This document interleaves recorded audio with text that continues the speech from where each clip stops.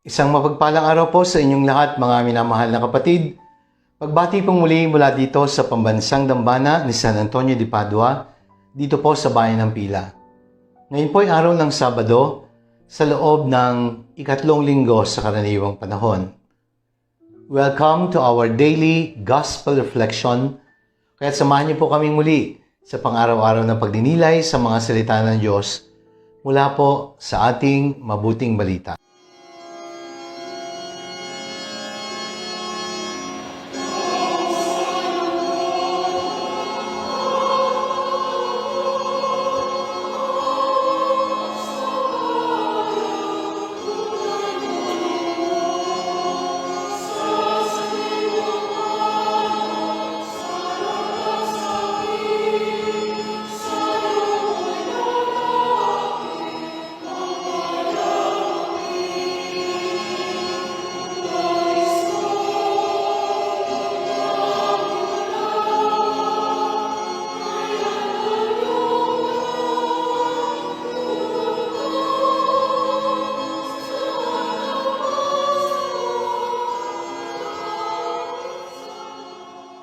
Mga kapatid, ang ating pong mabuting balita sa araw na ito, muli po ay mula sa ika-4 na kabanata sa Ebanghelyo ayon kay San Marcos.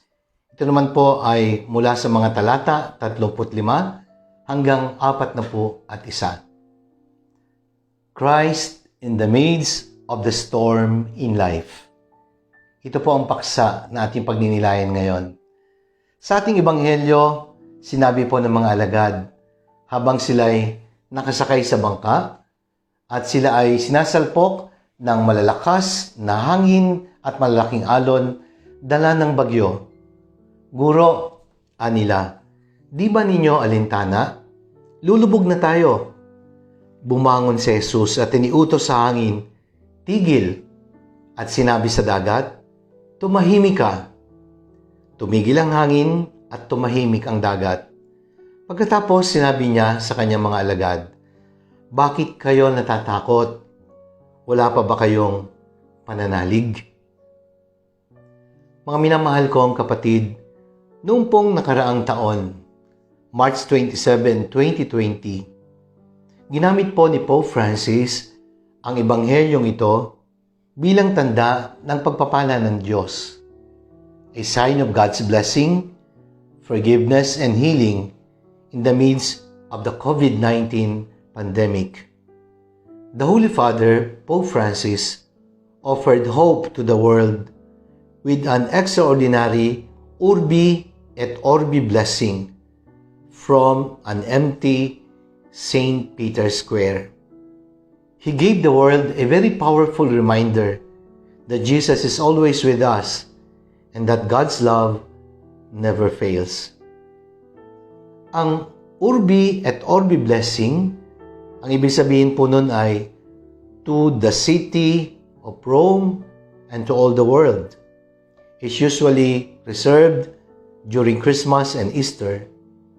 But the Pope Francis, of course, uses powerful and moving message to unite the world in prayer in the wake of the coronavirus. Kaya ang tawag po dito ay extraordinary Urbi et Orbi. Sapagkat hindi naman po Pasko ng pagsilang at Pasko ng muling pagkabuhay. Kaya sa panahon po ng pandemic, ito po ay naging extraordinary Urbi et Orbi. And history will surely remember these dramatic images of Pope Francis while he was walking alone in St. Peter's Square at twilight in the rain, and his profound words of hope to the whole world. Sabi po ni Pope Francis, faith begins when we realize that we are in need of a Savior. We are not self-sufficient, and by ourselves, we will surely drown in the vast sea of life. Hindi po kaya nating mabuhay na mag-isa, and we are all in need of a Savior.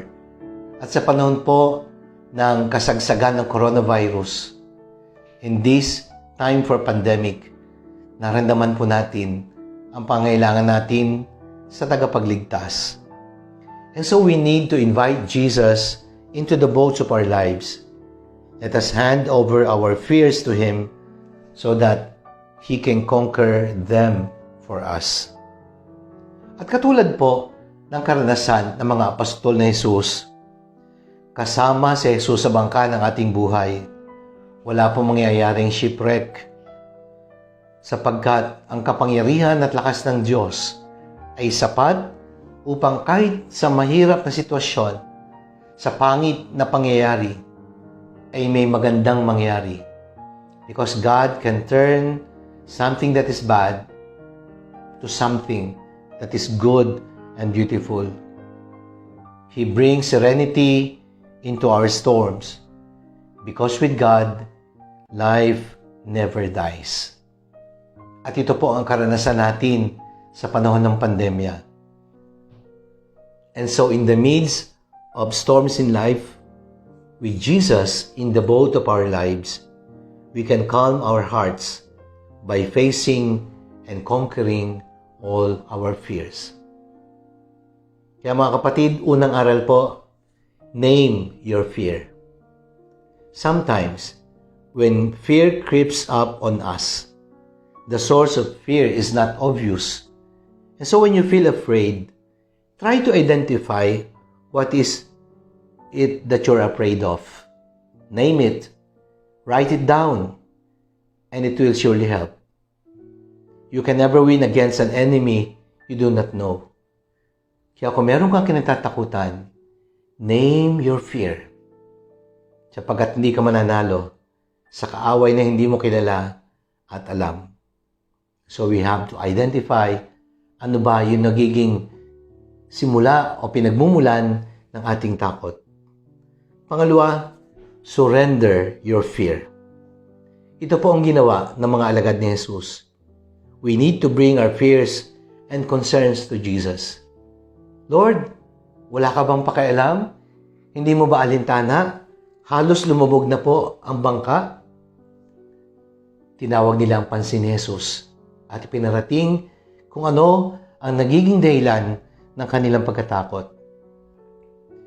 And so in many situations, fear serves an important purpose.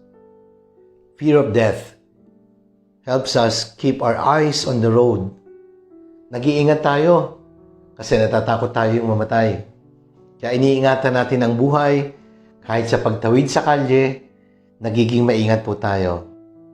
Fear of getting sick helps us live a healthy life. Di nga ba? Kapag ikaw ay nangihina at alam mo ikaw may sakit, nagiging maingat ka na at sinisikap mong maging malusog.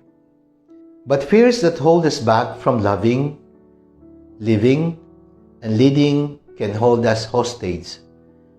And so surrender all these fears to the Lord, one at a time. At sabihin mo kay Lord, Lord, sinusuko ko po sa iyo itong bagay na nagpapahirap sa akin. Itong takot na nagiging dahilan para hindi ako makakilos at gumawa ng nararapat. I surrender all these fears to you. Pangatlo, conquer your fear by the power of faith. Whenever we struggle with a fear that is holding us back from fully enjoying life, remember, this can be an opportunity to put our trust in God and to strengthen our faith. Sabi po ni Nelson Mandela, the brave man is not he who does not feel afraid, but he who conquers that fear by faith. Ang fear daw po, o ang takot, may dalawang meanings. F-E-A-R, forget everything and run. Ang pangalawa, F-E-A-R, face everything and rise. And so the choice is yours. Para po sa akin, to fear is human. Facing your fear by turning to Jesus is divine.